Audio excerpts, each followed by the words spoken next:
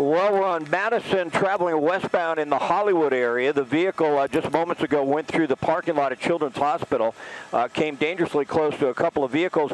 We are seeing the suspect at this point in time, we believe an assault with a deadly weapon suspect, at least stop at the red lights, then maneuver for a moment, and then try and get away. It looks like that right now he might be cornered and might be doing the smart thing, and that is giving himself up.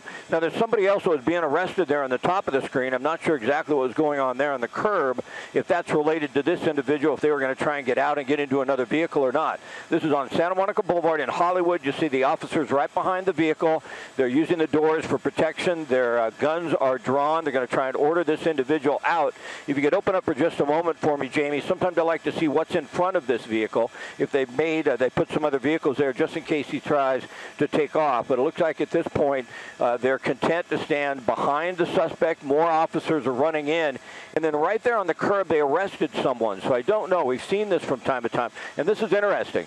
This vehicle pulling up right here is just an idiot move, knowing all those officers have guns drawn at that suspect and then driving right through the line of fire. So I didn't know for a moment if maybe that individual was related to this, because who would do that looking at all those officers with their guns out? We see a little smoke coming out from the vehicle. The vehicle may have had it to start to have some mechanical problems. That's unclear.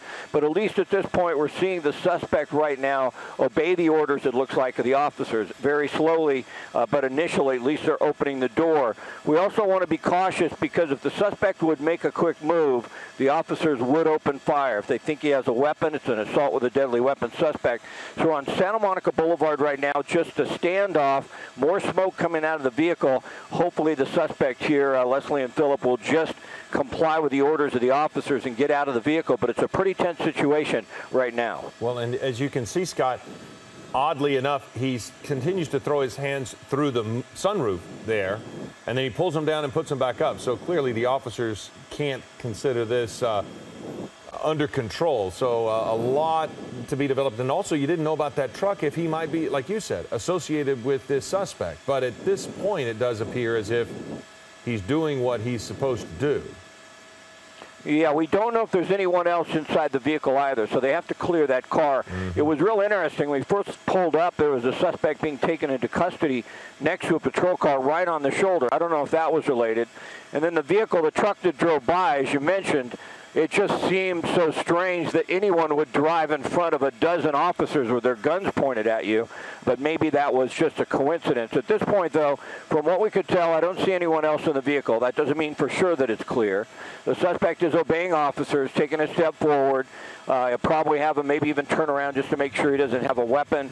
They're going to have him face down in a moment on the ground. They may want to use this opportunity to get him away from the vehicle a little bit so they can try and make certain that the car is clear. He is down now. He's in a prone position, so it'll be very difficult for him to grab a gun and put officers in harm's way.